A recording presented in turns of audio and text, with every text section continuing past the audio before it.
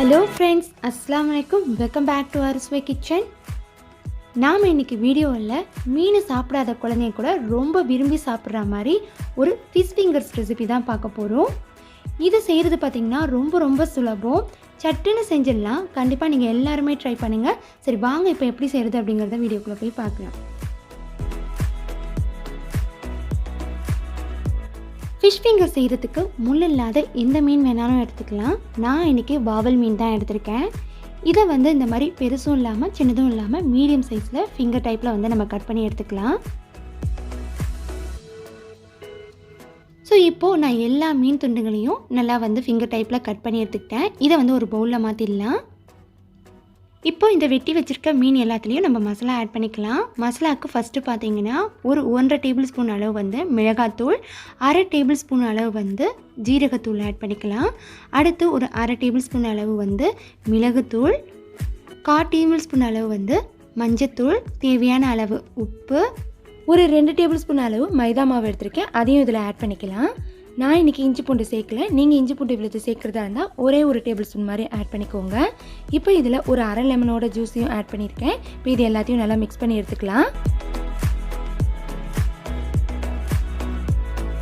இந்த அளவு மீனோட மசாலா எல்லாத்தையும் நல்லா மிக்ஸ் பண்ணி எடுத்ததுக்கப்புறம் இதில் லாஸ்ட் அண்ட் ஃபைனலாக ஒரே ஒரு முட்டையை ஆட் பண்ணிக்கலாம். முட்டை ஆட் பண்ணுறதுனால நமக்கு ஃபிஷ் ஃபிங்கர்ஸ் நல்ல சாஃப்டாகவும் கிறிஸ்பியாகவும் கிடைக்கும். இப்போ இது எல்லாத்தையும் நல்லா மீனோட மிக்ஸ் பண்ணி எடுத்துக்கலாம். இப்போ நம்ம மிக்ஸ் பண்ண இந்த ஃபிஷ் ஃபிங்கர்ஸை பார்த்திங்கன்னா ஒரு 1/2 hour மாதிரி ஊற வச்சு எடுத்துக்க போகிறோம். ஒரு 1/2 hourக்கு அப்புறம் நம்மளுடைய ஃபிஷ் ஃபிங்கர்ஸ் மசாலாலாம் ஏறி நல்லா சூப்பராக ரெடி ஆகிருக்கு. இப்போ இதை நம்ம பிரெட் க்ரம்ஸில் போட்டு நல்லா 4 பக்கமும் டிப் பண்ணி எடுத்துக்க போகிறோம். நம்ம ஃபிஷ் ஃபிங்கர்ஸை பிரெட் க்ரம்ஸில் போட்டு நல்லா 4 பக்கமும் டிப் பண்ணுறதுனால நல்லா கிறிஸ்பியாக கிடைக்கும் நமக்கு ஃபிஷ் ஃபிங்கர்ஸ். ஸோ இந்த பிரெட் க்ரம்ஸ் எப்படி செய்கிறது அப்படின்னு உங்களுக்கு தெரியலனா ஒரு 4 ப்ரெட்டை எடுத்து ஒரு மிக்ஸி ஜாரில் போட்டு ஒரு 2 சுற்றி எடுத்துருங்க. ஸோ நமக்கு ஈஸியாக பிரெட் க்ரம்ஸ் ரெடி ஆகிடும்.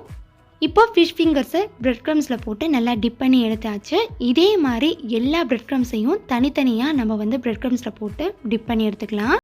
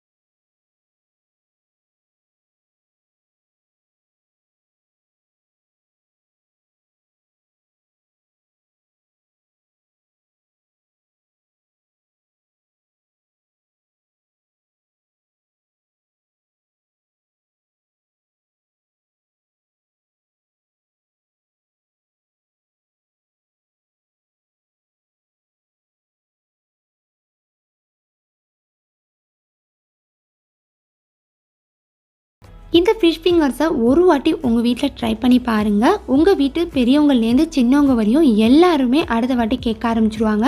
அந்தளவு இதோட டேஸ்ட் ரொம்ப நல்லாயிருக்கும். இது வெளியே பார்க்குறதுக்கு நல்ல கிறிஸ்பியாகவும் உள்ளே அந்த மீன் நல்ல சாஃப்டாகவும் இருக்கும். இது எந்த ஒரு முள் இல்லாத மீன்லேயும் நீங்கள் ட்ரை பண்ணி பார்க்கலாம். இது நீங்கள் டொமேட்டோ கெச்சப்போடு சர்வ் பண்ணும்போது இதோட டேஸ்ட்டு டபுள் மடங்காக இருக்கும். கண்டிப்பாக நீங்கள் ட்ரை பண்ணி பாருங்கள். ட்ரை பண்ணி பார்க்காம இருக்காதீங்க. இப்போது இது உள்ளே எப்படி வெந்திருக்கு அப்படிங்கிறத பார்க்கலாம்.